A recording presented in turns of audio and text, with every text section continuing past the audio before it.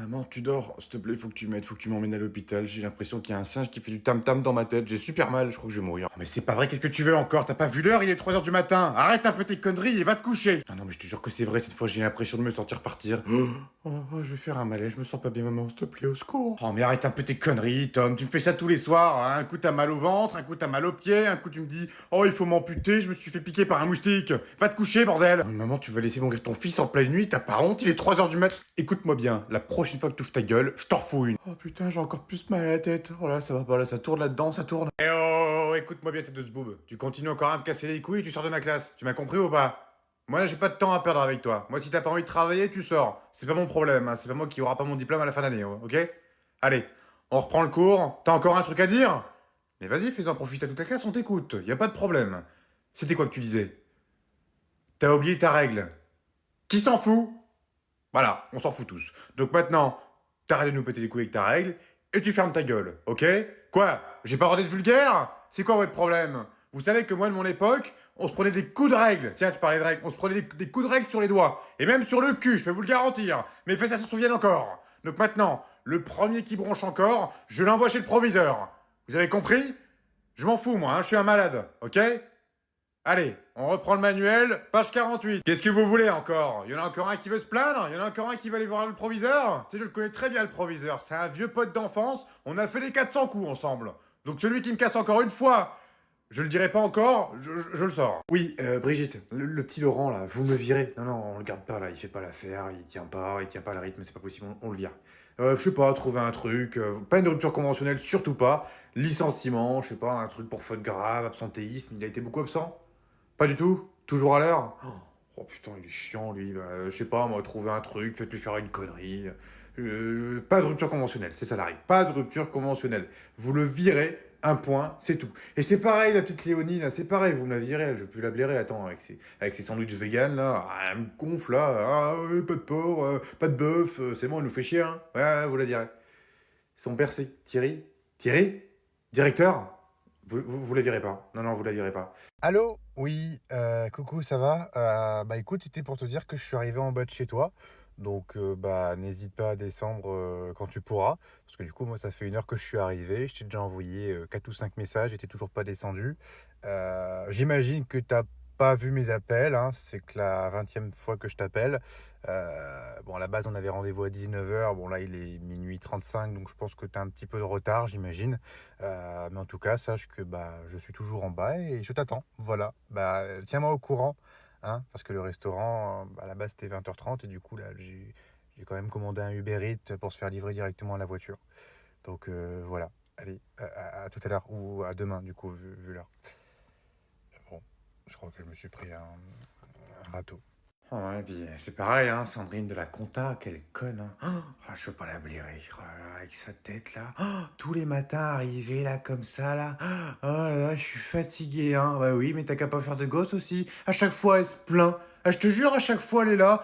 Ah, mes enfants, ils sont chiants. Tous les soirs, ils m'en font baver. Je rentre, je fais à manger, je fais le ménage. Mais ferme ta gueule.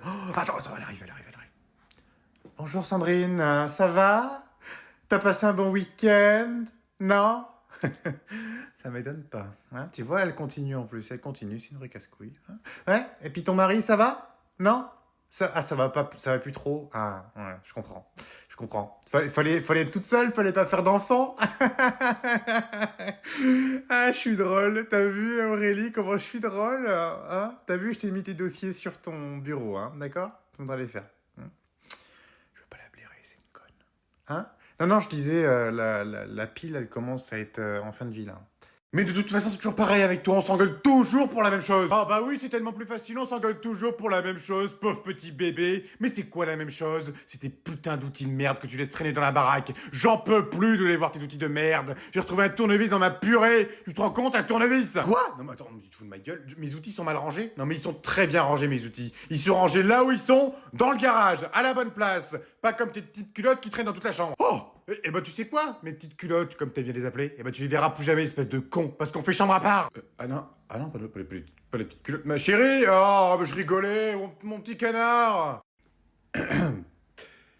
Tout d'abord, merci à tous d'être venus pour l'enterrement de mon papa. Comme vous le savez, mon père et moi, on était très très proches.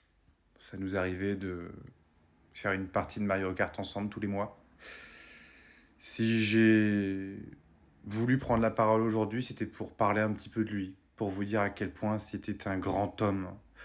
Enfin grand, c'est assez ironique parce que tout le monde savait qu'il faisait la taille d'un nain de jardin, parce qu'il faisait 1,65 m. Mais il faut savoir qu'il avait quand même un gros cœur.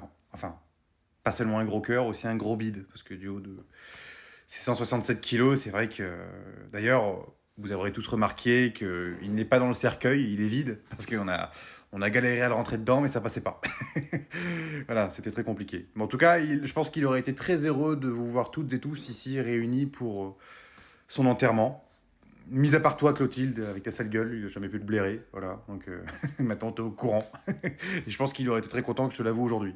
Voilà. Et c'est pareil, toi, Patrick, il a jamais pu te blairer non plus. Tu lui dois 50 balles depuis 3 mois et tu lui as jamais rendu. Et puis, même après son décès, tu ne lui rendras jamais. Mais voilà, c'est pas grave. En tout cas, bah, merci à tous d'être venus. Et n'hésitez pas surtout pour tout ce qui est argent, clope ou quoi que ce soit, c'est moi qui prends maintenant. Voilà. Donc là, il y a une petite boîte qui est en train de passer entre vous. N'hésitez pas à glisser 100 balles par tête. Comme ça, moi, ça me permettra de me remettre financièrement et émotionnellement. Parce que c'est vrai que c'est très dur. Et voilà. Bon allez, moi j'y vais, il y a l'apéro qui m'attend, hein. Salut. Bonjour Léonie, vas-y, je t'en prie, installe-toi. Voilà. On va regarder un petit peu les statistiques qu'on a en ce moment sur le compte TikTok Carrefour Laval. Hein. Comme tu le sais, on a fait ça pour essayer de ramener un petit peu plus de clients. Et il faut dire qu'on avait fait pas mal de vues et ces derniers temps, c'est vrai qu'on coule un petit peu dans les abysses. Donc voilà. Moi, j'ai voulu te convoquer parce que regarde, par exemple, la dernière vidéo, nous sommes à 3 600 000 vues. Tu trouves ça bien? Non, c'est nul, c'est nul. Non, non, tu t'as fait beaucoup mieux. Fut une époque où tu faisais des 7, des 8, des 10 millions. Et là, tu fais 3 millions?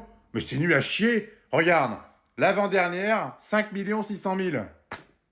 Ben non, c'est pas bon. Le quota n'est pas bon, Léonie. Non, non, c'est pas bon. Si tu me fais pas 85 millions en 2 jours, je te vire. Voilà, je te vire. Enfin non, je te vire pas, parce qu'après je buzzerai plus. Je te retire 50 balles sur ton salaire. Ouais, c'est déjà pas mal. C'est qui lui? C'est ton nouveau copain? Hmm. Et tu me demandes quand pour qu'il vienne à la maison? Parce que oui, on n'a pas parlé, il me semble. Ouais. Comment il s'appelle? Jean-Louis. Ah, Jean-Louis. Ok, Jean-Louis. Tu travailles dans quoi? T'es sculpteur, hein. Ah, d'accord. Et qu'est-ce que tu sculptes? Du bois. Non mais sans déconner, je sais que tu sculptes du bois, mais tu sculptes quoi comme truc? Ah, d'accord. Tu fais des petits pots en osier. D'accord.